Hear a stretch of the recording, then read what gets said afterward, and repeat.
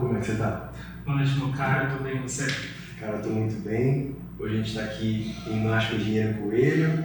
É um prazer receber o professor Ricardo, professor muito querido aqui do curso de administração. Gosto muito das aulas dele e espero bater um bom bate-papo com ele. Conversar com ele, ver o que ele acha sobre certos aspectos da nossa relação com o dinheiro, a relação da cultura brasileira, como a gente encara o dinheiro. Perfeito, perfeito. Para mim é um prazerzão estar podendo conversar com você. Já estava ansioso por esse papo, poder pelo menos aqui contribuir um pouquinho, compartilhar um pouquinho de conhecimento com você, o pessoal que está nos ouvindo, e aprender e também compartilhar um pouquinho de conhecimento, falar sobre dinheiro. Todo mundo gosta de ouvir. Sim, que bom. O senhor pode se apresentar um pouco? Claro. Eu costumo, o pessoal já que me ouve assim, costumo definir assim em 3 partes a minha apresentação. A parte acadêmica, a parte profissional e também a parte que está mais relacionada com compartilhar conhecimento. Parte acadêmica, eu sou formado em administração, fiz minha especialização em finanças, mestrado em administração com foco em finanças e estou terminando meu doutorado pela Unicamp e pela Universidade de Aveiro, Universidade de Portugal, no final do ano passado. Parte profissional, trabalhei em algumas empresas, entre eles a PwC, que é uma empresa gigante, assim, né, multinacional, relacionada com auditoria e consultoria, que avalia várias empresas, tanto que a gente está aqui, que a Cafinha estava olhando aqui, a Eurociclo é uma das empresas que eu avaliei na PwC, Legal.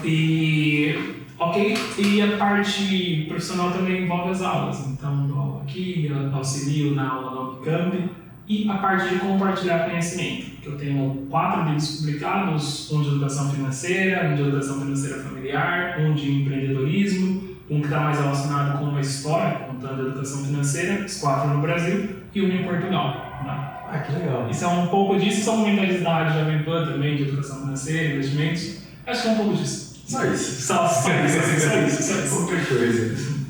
Então, o que eu queria conversar com você hoje era a respeito dessa relação que o povo brasileiro tem com o dinheiro. Sei que você morou fora, no exterior, e eu queria lhe perguntar, o que você observou de diferente, como as pessoas fora encaram o dinheiro, essa relação? O que tem de diferente que você percebe assim? Perfeito. Eu acho que esse papo é super bacana, porque além de envolver relação, dinheiro envolve cultura. Né? Então acho que culturas diferentes têm comportamentos diferentes. Então, você que está aí nos ouvindo vai entender que toda vez que a gente fala de dinheiro, envolve um aspecto que é histórico.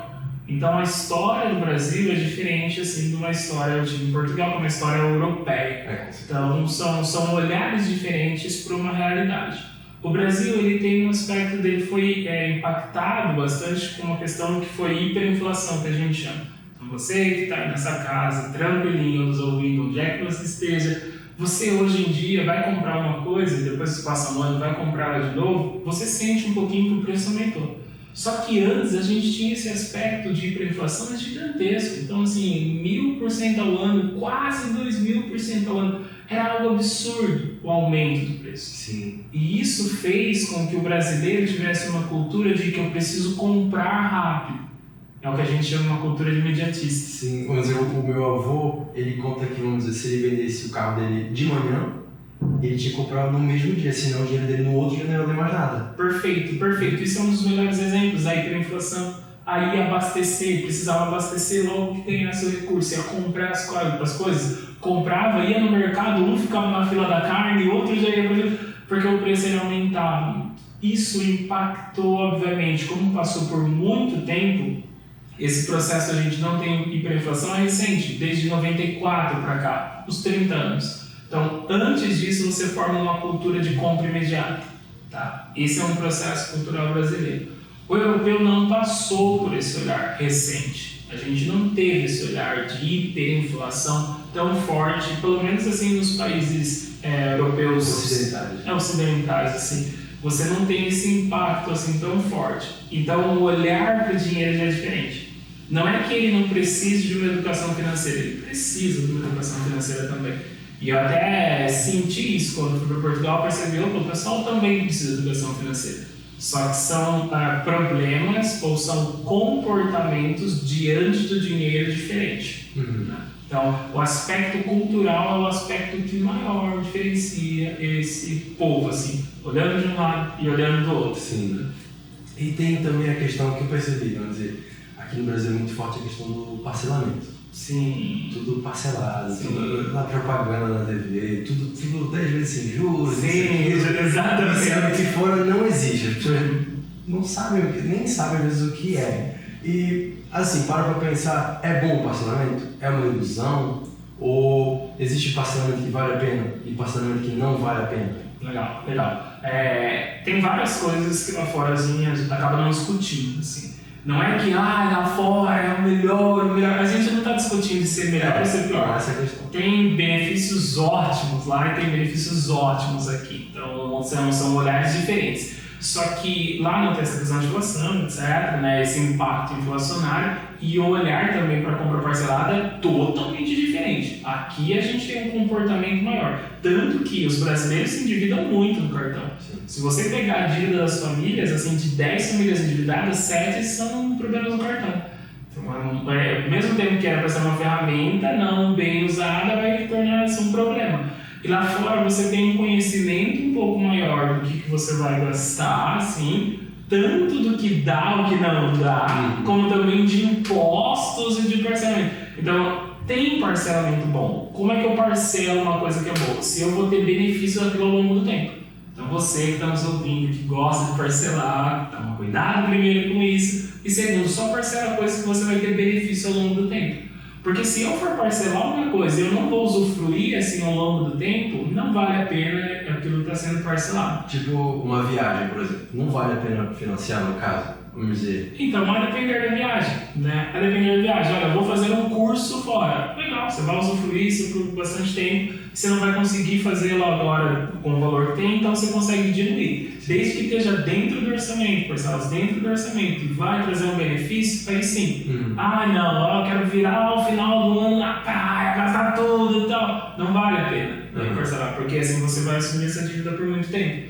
Então você precisa sempre pensar aquilo que vai trazer um benefício para você e aquilo que não vai trazer um benefício. Tá? E começar a ter um olhar crítico para aquilo que vai usar dentro do cartão. Acho que esse é o principal ponto. Assim. Tem que ter esse olhar crítico para o que vai usar, ou que vai parcelar, ou que vai gastar. Entendi.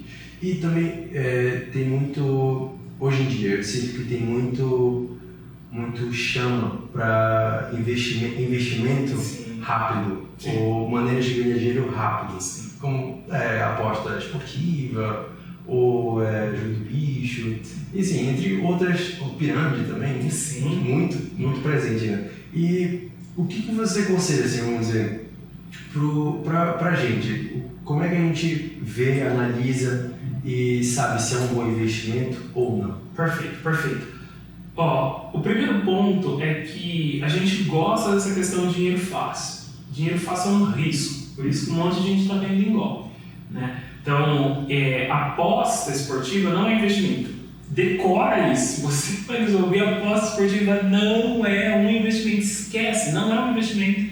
Né? Por que é investimento? Aquilo que eu coloco dinheiro e eu vou ter um benefício ao longo do tempo. Isso, mas Ricardo, eu ganhei a aposta esportiva. Mas você jogar bastante para ganhar e você tem ainda as disfunções que a gente chama. Tem muita gente ficando viciada. Tem muita gente que abre mão. Esses dias eu vi um estudo do pessoal, às vezes, estou deixando de fazer faculdade porque eu estou usando para bet. Tem um pessoal do Bolsa Família, né, que usou metade dos recursos destinados do Bolsa Família para bet. Então, assim, você começa a ver que tem alguns recursos que eles deveriam ir para um lado e estão caminhando para o outro. E a população, às vezes, não percebe quanto a isso. Como é que é lá fora? Lá fora você tem um olhar mais crítico para as bets. Né? Então, mas não existem bets, mas você tem um olhar mais crítico. Sendo que alguns países que são mais envolvidos consideram isso como um problema social. Então, assim, o olhar em inglês sobre bet é totalmente diferente do que tem aqui no Brasil. Porque agora está sendo um negócio novo aqui no Brasil. Ainda que o pessoal está começando a construir regulamentações. Então, jogo da bet, né, jogos ou apostas ou bets não são investimentos. E as pessoas devem tomar muito cuidado com isso. Mas, ultimamente, tem aflorado bastante isso. Tanto porque esse pessoal tem muito recurso, então eles investem bastante em publicidade, tem bastante personagens famosos assim que acabam usando a imagem para isso. Então isso acaba realmente estimulando o povo. E adicional a isso é o processo de que, olha, tem dinheiro fácil ali, mas não é bem isso. Então a gente precisa tomar muito cuidado. Então, primeiro é desconfiar, né? A gente não pode, e essas coisas não são investimentos. Desconfia sempre. Mas se eu quero investimento, aí eu vou buscar em órgãos que estão ligados ao Banco Central, vou buscar em órgãos confiáveis, eu vou buscar referências para isso. Mas eu não vou colocar o meu recurso em que eu suei para ganhar no Bet. Sempre pense assim, você trabalha para ganhar um recurso. Então você passa lá 22 horas, para quem é assalariado, tem carteira registrada, passa 220 horas no mês trabalhando para ganhar um recurso. E daí essa pessoa vai lá, pega o dinheiro e investe numa Bet, ou coloca numa Bet, coloca num recurso que não é bom, sabe? É como se ela pegasse 1 hora dela e jogasse fora. Sim. Né? Se o patrão dela chega e fala assim, eu não vou te pagar, ela ia ficar revoltada, né? Mas ela consegue fazer o mesmo processo de pegar o dinheiro e jogar fora. Quando ela está colocando nessas questões de aposta, quando ela está colocando nesse processo de tentar dinheiro fácil. Então a gente está com um risco bem grande no Brasil quanto a isso, porque tem muita gente caindo em golpe, muita gente perdendo dinheiro, ou até mesmo tendo problemas emocionais, sociais, com a questão de vícios e bet. Com certeza. E outra coisa também ligada com a aposta de certa maneira é vamos dizer, a Mega Sena. Sim. Isso é algo, vamos dizer, se a pessoa ou ela investe em Mega Sena ou ela investisse num fundo de investimento. Sim. Qual que valeria mais a pena? Porque, vamos dizer, tem muita gente que toda semana compra carteirinha, compra, tenta jogar para ganhar. E a gente tem estudo que se a pessoa tivesse pego esse dinheiro e colocaria em outra coisa, talvez renderia mais. Isso é verdade? Sim, sim. Só para o pessoal que nos ouve, para a gente não ficar com tanta economia, o que é um fundo de investimento? Fundo de investimento é um local, né, onde eu coloco ali o meu recurso e vai ter alguém que é um profissional estudado e capacitado para esse certificado para isso, para essa pessoa gerir o meu recurso. E ela vai lá e vai investir, né? Isso é um investimento. Por quê? Porque eu tenho uma pessoa capacitada para tal. Mas Ricardo, tem riscos? Tem risco? Todo investimento tem. Mas eu tenho alguém ali capacitado. É totalmente diferente dos outros que a gente estava falando agora, que é jogar dinheiro. Ou bet, etc. Isso daí não é ninguém capacitado ali. Tá? É uma sorte, tentar a sorte. Quando a gente está falando de Mega Sena, aí eu estou mexendo com o sonho de todo brasileiro que quer ganhar na Mega Sena. Então eu penso assim, olha, eu estou pensando na Mega Sena e tal, e eu penso, se eu pensasse no meu futuro, qual seria o meu futuro? Não, eu quero ter um futuro em que eu ganhe na Mega Sena. Isso é ruim, né? Por quê? Porque eu preciso ter um futuro sustentável. Então, quando eu estou pensando em Mega Sena, eu estou mexendo no sonho assim, das pessoas. Todo mundo quer ganhar na Mega Sena. Todo mundo já pensou. O que eu faria se eu ganhasse? Sim, o pensamento assim, de ser rico por um instante. Tá? Só que se eu pego esse mesmo recurso e invisto em algo que é real, assim, a probabilidade de ter um retorno é melhor do que eu ficar tentando arriscar. Mas aí cada um pode bem entender o que vai fazer com o próprio recurso. Sim. A pessoa ela fala assim, a pessoa que está nos ouvindo, se você está nos ouvindo e fala assim, não, eu quero apostar na Mega Sena todo ano, tudo bem. É algo que a pessoa vai fazer. Sim. Desde que também ela pense no orçamento, ela não comprometa o orçamento. Deixa um pouquinho ali, vai apostar, mas aposta com uma pequena parte. Mas não deixe de realizar os investimentos para o futuro. Né? Pensar assim no hoje, mas não deixar de pensar no amanhã. Se eu ganhar na Mega Sena, eu tô feito. Olha, são raras as pessoas que a gente conhece ganhando na Mega Sena. Se você tiver alguém que você conhece ganhando na Mega Sena, Mas eu também conheço pessoas e conheço profissionais que atenderam pessoas que ganharam na Mega Sena e que perderam tudo depois. Sim. Né? Então, assim, só o fato de ganhar ainda não é tudo, porque tem esse processo de mentalidade financeira como um todo. Então, a gente precisa, assim, colocar a cabeça e os pés em algo sólido. Pensar algo sólido pra gente. E algo sólido é justamente eu pensar no meu futuro ou usufruir hoje. Mas a Mega Sena não é um ponto que eu, como um profissional de educação financeira, indico para a pessoa. Olha, compre sempre na Mega Sena porque isso vai virar a vida. Não. Vai que. Vai que dente na sorte. Não. O processo é ou o recurso de trabalhar, ou o recurso de investir na capacitação e melhorar, né, os ganhos, ou mesmo de empreender. Eu acho que são fontes mais favoráveis para uma entrada de recurso ou até mesmo para um aumento de riqueza. Então, não vale a pena investir em coisa de aposta, beleza? Não. É o que é observado nos últimos anos, que o povo brasileiro ele tem perdido poder de compra. Sim. E qual que é a solução? O que eu penso imediatamente, eu estou ganhando menos, eu vou trabalhar mais. Mas isso não é sustentável. Então, uma formação, um investimento em si mesmo, vale a pena? Sim. É algo que realmente tem um futuro fazer isso? Legal, boa pergunta. Eu tenho até um tempo, assim, que eu consigo despender do trabalho. Então, assim, olha, eu preciso ganhar mais, então eu vou trabalhar mais. Sim. Mas só que o que eu preciso fazer? Com que a minha hora fique mais cara. Né? O segredo é mais isso do que você trabalhar mais. Né? Então, você faz com que sua hora ela seja mais valorizada. E como que eu consigo fazer com que minha hora seja mais valorizada? 2 pontos: experiência ou conhecimento. Então, olha, eu vou me capacitar mais e minha hora fica mais cara. Eu que estar aqui nesse podcast não é caro. Então, eu tenho que fazer de uma das outras formas. Então, ou eu busco mais conhecimento e eu fico um profissional assim, mais demandado, mais valioso, ou até mesmo eu tenho mais experiência e ao mesmo passo eu também vou ser um profissional mais valioso. Então, se eu invisto mais na educação, se eu invisto mais em mim, isso é um ponto positivo, para que eu consiga romper ali uma camada.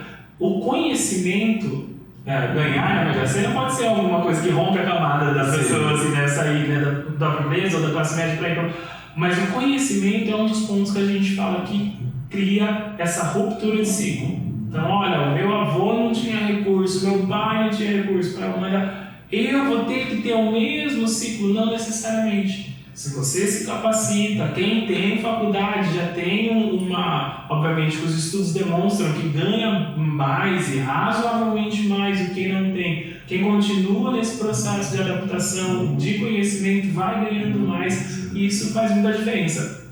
Eu falo por mim, o que os estudos me beneficiaram foi que você consegue ter a hora mais ou melhor remunerada e você consegue ter o poder da escolha. Hoje, para mim, o maior benefício, eu falo por experiência prática, é você ter o poder da escolha. Então, é diferente você ter, olha, eu estudei, tenho essa capacitação e tenho essa experiência. Então, você vai ter uma empresa querendo que você vá ali. Isso é diferente, né? Olha, mas eu tenho empresa 1, tenho empresa 2 e tenho empresa 3. Então, esse poder de escolha te permite, olha, eu tenho empresa aqui, né, nesse canto, no país, fora. Então, isso é um poder de escolha, isso te ajuda muito. Mas como é que você ganha isso? Ralando, né? Então não foi apostando, pode ser que alguém foi, mas é um processo justamente de você investir em você. E nesse processo de investir em você mesmo, que aqui é um podcast de empreendimento, e algo que eu ouvi muito nesses últimos tempos é que o brasileiro ele é empreendedor não porque ele quer, mas por necessidade. Isso é algo bom? Isso torna o mercado mais competitivo? Ou isso realmente melhora as coisas? Como que isso pode ser bom ou pode ser ruim? Ok, perfeito. A gente tem, obviamente, um perfil do brasileiro, né? Que é esse perfil, o brasileiro tá bem, né? Vai, né? Não, o brasileiro releva, tá sempre alegre. Tem esse perfil. E se a gente tá falando de cultura, eu vou usar o exemplo da cultura europeia, não é assim lá. É totalmente diferente. É totalmente diferente. Então o brasileiro, ele leva mais as coisas de uma outra forma, ele leva o dia a dia de uma outra forma. Ponto 1. O que a gente tem por empreendedorismo por necessidade? Então, tem empreendedorismo por vocação, é aquilo que eu olho e falo assim, nossa, eu quero educar, então eu vou empreender educação, ou não, eu tenho uma necessidade, eu perdi meu trabalho, então eu vou lá e empreendo por necessidade. Essas são pelo menos as 2 diferenciações que a gente faz com esse empreendedorismo. A gente tem uma curva grande de empreendedorismo por necessidade no Brasil, e a pandemia ela fez com que essa curva se elevasse. Alavancou. Sim, alavancou. Não necessariamente que o brasileiro só empreende por necessidade, não necessariamente. Não. Mas a gente tem também uma curva mais pelo perfil assim também do brasileiro. Sim. E por ser um país em desenvolvimento, você tem muitas oportunidades aqui. Né? Por mais que a gente fale bastante, olha, como a gente está comparando, né, Brasil e fora, ou cultura Brasil e fora, você tem um país mais desenvolvido, você já tem um pouquinho mais algumas coisas que são estabelecidas aí. Agora, quando você tem um país em desenvolvimento, você tem bastante necessidade, e o pessoal que olha, não, mas no Brasil falta muita coisa. Você deveria pensar, legal, se falta, eu vou criar Vou aproveitar a falta e justamente criar uma solução. Né? Isso é empreender. Então é por isso que a gente tem bem aquecido no Brasil um processo de empreendimento, ou de empreendedores e empreendedoras, porque a gente é um país também em desenvolvimento, isso abre muito espaço. Qual que é a parte boa de eu ter empreendedores? É que eu giro também a economia, eu ofereço soluções e o país cresce como um todo, como isso. Né? Então é uma parte benéfica, mas eu preciso empreender com conhecimento.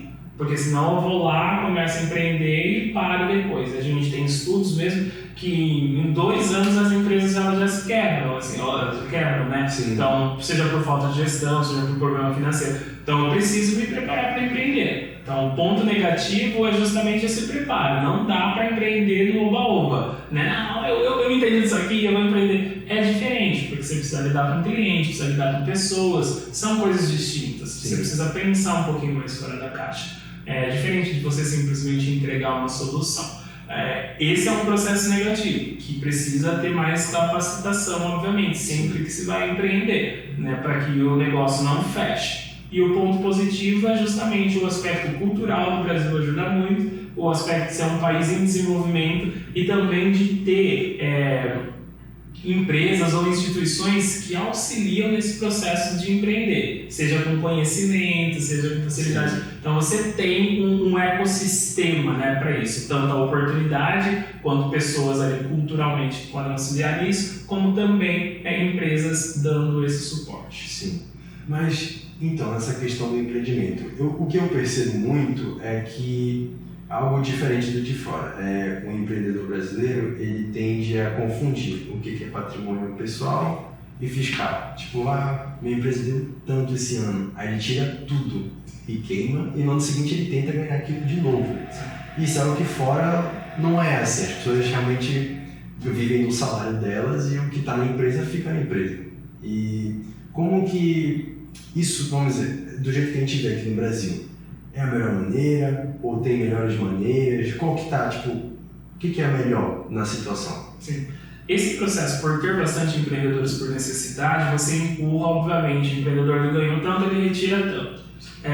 Mas isso é um risco, né? Para a continuidade da empresa é um risco. Então, se a gente tem uma empresa, assim, se eu estou fazendo a consultoria financeira de uma empresa, o primeiro ponto que você vai olhar é isso.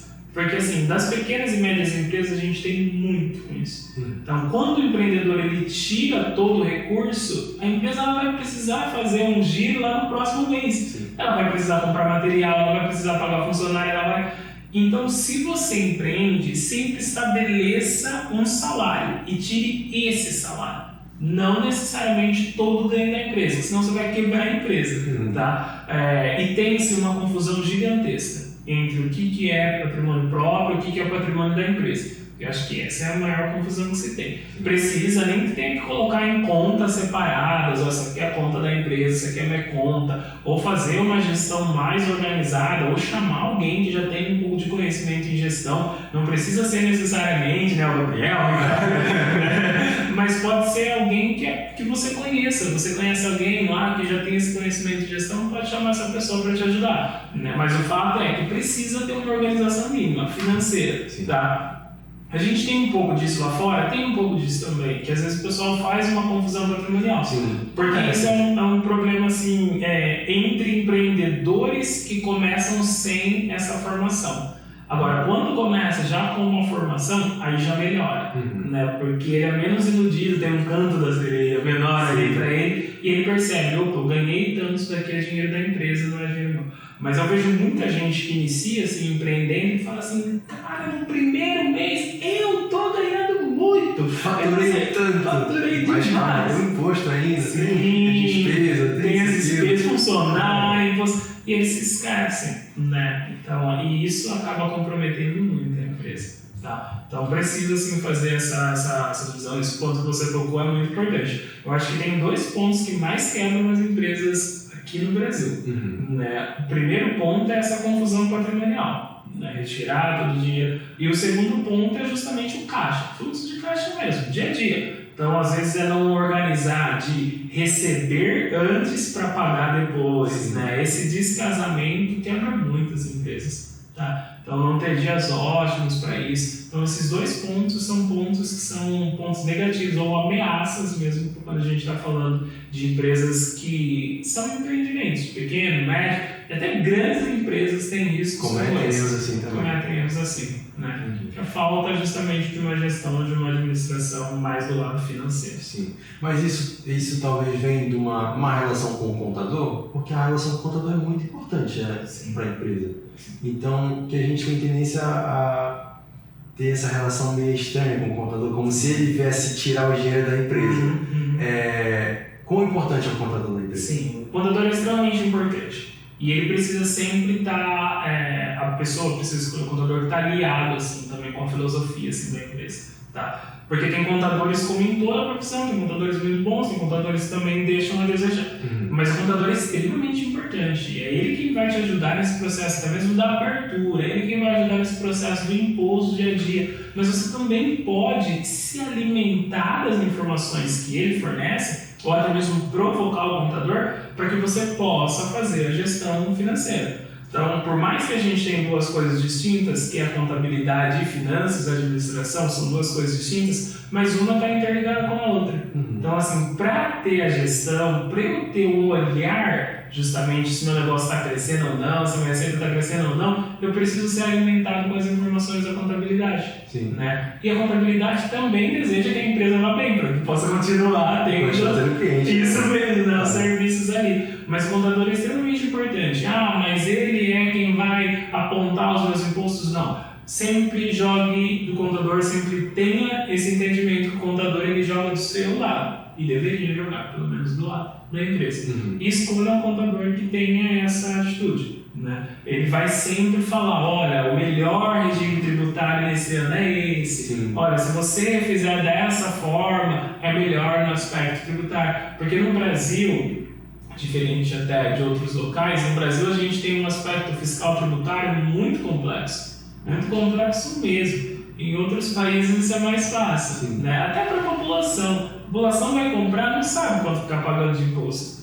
Fora não, você compra assim, você sabe minimamente quando você está pagando imposto. E você até tem que começar, quando o pessoal vai, já sempre fala assim, vai comprar, já olha quanto que é o imposto, porque o preço em si está desvinculado do imposto. Você vai comprar, ainda tem mais imposto, né? Então assim, você já precisa saber minimamente, já tem essa percepção. Aqui no Brasil a gente ainda tem uma complexidade tributária muito grande. Ali o que eu mistério, né, assim, para empreendedor, é muito complexo, não dá para entender, tem que estudar para entender. Justamente. Realmente depende do contador. Depende. Tem que navegar assim, para entender e depende do contador. Então, por isso o contador no Brasil ele é ainda mais, né, importante para o negócio. Eu já trabalhei com clientes que não eram do Brasil. Então, quando eu estava lá na PwC, tinha uns... E você explicar para uma pessoa de fora do país o aspecto tributário do Brasil, nossa, é um caos, assim. Porque você explica, não, olha, se você vender, né, de São Paulo para Minas, você vai pagar tal imposto. Tá bom, então se eu vender para o norte, eu vou pagar... Não, para o norte é outro. Tá bom, então se eu vender para o sul, não, para o sul é outro. Então, assim, a complexidade tributária no Brasil, ela é grande, né? Então, o contador é muito importante, assim, nessas tomadas de decisões. Entendi. Então, vamos lá, essa questão do empreendedor, de ser bem sucedido, tem a questão, eu acho que é muito forte na nossa cultura brasileira, a relação da felicidade com o dinheiro. Assim. É diferente lá fora, porque as pessoas de fora elas têm outra relação com o dinheiro, assim, em relação à felicidade. Não está atrelada ao dinheiro. Dinheiro ajuda, mas não é tudo. E aqui no Brasil não. Aqui, se eu não tiver tanto, eu não sou feliz. Quanto isso afeta, vamos dizer, um empreendedor? Sim. Assim, a gente tem esse aspecto total ligação. Assim, o brasileiro tem mais medo de ficar pobre do que morrer. Então, assim, você tem estudos que demonstram isso, assim, não tô nem Então você tem, assim, um medo e um risco gigante, né? Só que você tem um detalhe que é crucial, que a gente tem no Brasil algumas deficiências. Então você tem uma deficiência na saúde, não dá para ficar esperando a saúde. Sim. Você tem uma deficiência em questão de previdência, não dá para você ficar esperando a aposentadoria do governo.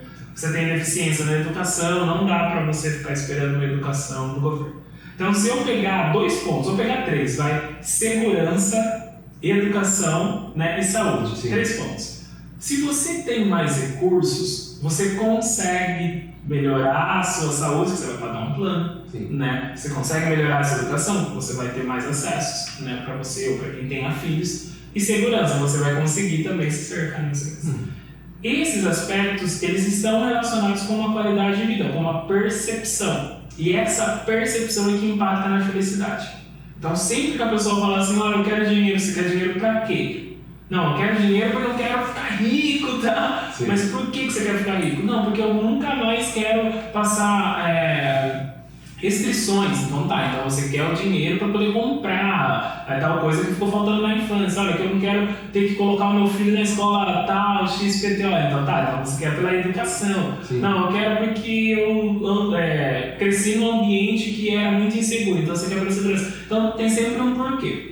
Quando a gente compara uma nação, vou voltar para a europeia, ocidental, a gente tem uma percepção de educação, de segurança no mesmo lugar, e saúde diferente. Sim. Então, segurança, eu tenho mais segurança, né? Eu sei que o brasileiro às vezes vai falar assim: não, mas a gente tem mais segurança lá fora. Eu vou dar um exemplo para você. Sim. Quando eu fui pra fora, meu primeiro dia assim, fora, eu falei assim: vou pegar, meus colegas falaram assim, pega o metrô pra ir pra cidade que você vai, né? Eu tinha chegado em Lisboa e ia pra Aveiro, pro norte de Portugal.